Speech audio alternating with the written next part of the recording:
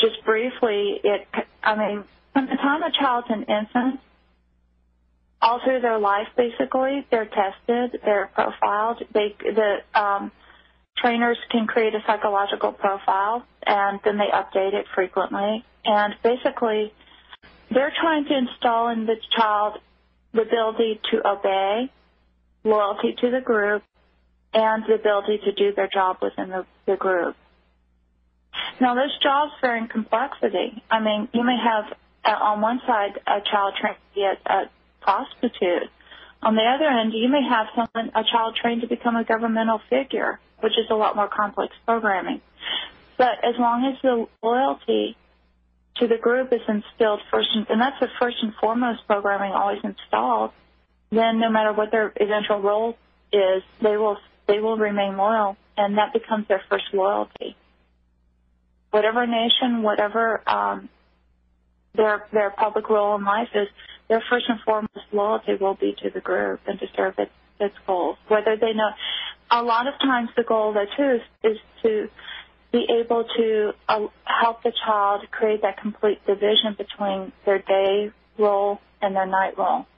So a pleasant, charming, wonderful, kind person in the daytime could be an absolutely cold, ruthless person at night or during the day. You know, it's also during the day they do it. They may, you may have a housewife with children who goes out and completes a courier job for the group, and no one would ever suspect her. This frumpy-looking little housewife with a baby in a car seat is actually carrying some valuable documents. Or, again, I mean, the first and foremost, though, is they want to instill loyalty, and they want to discourage people from questioning orders. They really don't want you questioning that, and they want you to obey their directives. And should people show signs of not doing that, then they go in for tips. Actually, people are being programmed all through their life. We used to call them tune-ups, you know, and it's a lifelong process for members of the group. So, you know, we have a minute here before our break, and then we'll get back and get in depth in some of these areas. But what went wrong with you? I mean, the dropout rate probably is very low, considering the number of, considering the training. But what went wrong with you? They somehow missed something. When I was very young, I absolutely believed in the goals of it. You never saw a more loyal group member. I thought that they were saving the world. I thought that we were doing a wonderful thing. But the older I got, I started to see the methods that were being used were so wrong, and that the end did not justify the means. I became increasingly cynical, partly because I saw what I was doing to people. I was lying to them. I was manipulating them. I was telling them things that weren't true. And I remember questioning this, thinking, I was told lies as a child too then. I was manipulated. And finally, you know, things like that, you start to question as an adult the things you believe. Okay. All right, we're gonna take a break, Svali. We'll be back in 3 minutes on the Republic Broadcasting Network. Okay, we're back on the Investigative Journal. Svali, I wanted to ask you a question before we get into how you finally left the group and what happened to you afterwards, your life now. Tell us, you wrote an article, it was kind of interesting, A Day in the Life of a Trainer for the Illuminati. Tell us kind of what you went through in a normal day in your role at the Illuminati. Go ahead. Okay. Basically, I would get up. At the time that I described in that article, I was teaching at a Christian school. And so I would get up. I would get my 2 children. I dressed ready for school. Looked just like a normal mom, you know, go through the day, come home, you know, we'd have little friends over and play and stuff like that. And then, you know, have dinner. You know, I was a good mom. I was your average American housewife. I mean, on the surface. Okay. But underneath the surface, then my husband and I would remind each other on nights when there was a meeting. And then what we would do is when we go to sleep, I had programming in place that would allow me to wake up within 10 minutes of a specified time. So if I knew there was a meeting that night, I would wake up 10 minutes before it was time to, you know, get ready and go. A lot of times we would even go to bed with our clothes on. And I never thought that was abnormal, you know. Mm-hmm. I thought everyone went to bed with their clothes on. Didn't even question it. On nights when we had meetings, I thought, oh, it's warmer. Okay. And then we get up and go and drive to the meeting. And I was also very involved in military in San Diego. In fact, the group has a lot of military orientation, and so a lot of times I would take the kids to their area. There's an area where the kids would go and change. They had a room, and we would have, like, baskets of clothes, and we'd change our clothing. You'd take out your clothing, it had your name on it, and put on your uniform or whatever you wore that night. And the kids would wear these little miniature military uniforms.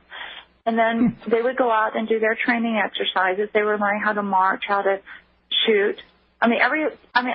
All kids in Illuminati know, at least in that area, know how to, like, take apart a gun, put it together, and shoot with deadly accuracy by the age of 8 years old. Martial arts, there's a lot of martial arts training. Sometimes I help supervise that, or fill in if a military trainer was, because, you had to know how to do it. Everyone had to be, there's a lot of class training. But most of the time I supervised the training. I would be working on implementing programming or what we call tuning up, reinforcing previously installed programming in adults. At that point, I was normally supervising the younger trainers. They would be doing it, and I would be there watching and making sure they did it correctly.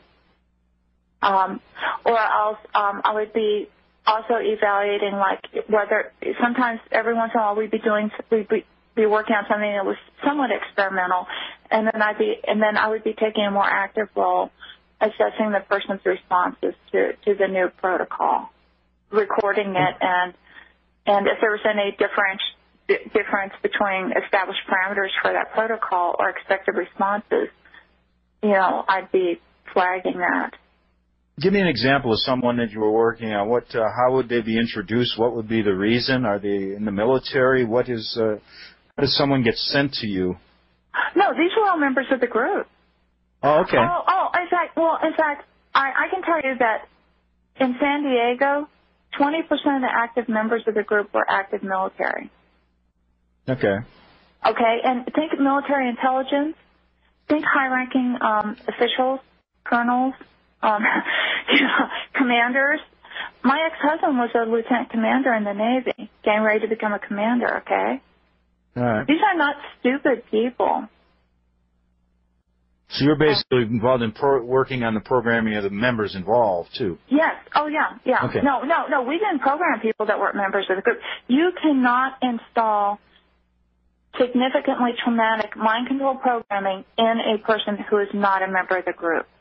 Now, there are certain, now what you can do is what we call passive programming, which is basically through media means. You can set, if someone's watching a television program, they go immediately into alpha state. Everyone in the group, even a baby in the group knows that because these people are very much into behavioral psychology, and that's a trance state almost, a very relaxed state where messages can be implemented. And that's why I very strongly suggest people be very careful about the TV shows they watch. That's all I'll say about that. But no, you cannot take an adult who's not a member of the group and do what we did to them. They would go psychotic or they wouldn't survive it, probably. They wouldn't be able to psychologically handle it. Tell us some examples of what you were doing, program techniques. Sometimes it would involve, normally it would start with a hypnotic induction, or even sometimes we'd inject a medication. A lot of times, especially young children, have a lot of fear when they're going into programming, but adults did too. We want them to relax. We'd give them a very short-acting medication to relax them. We would then invoke a hypnotic state in them. We would then, like if it's an older person, I'd be checking the codes already installed. If I was getting ready to install programming in it, and like a young child, I would explain to them very patiently exactly the behavior expected. I'd say, I want you to do this and this and this. I'd break it up into steps, and I'd say, first we're going to practice this. I would show the child what I want them to do. I'd model it. I would then tell the child, do it.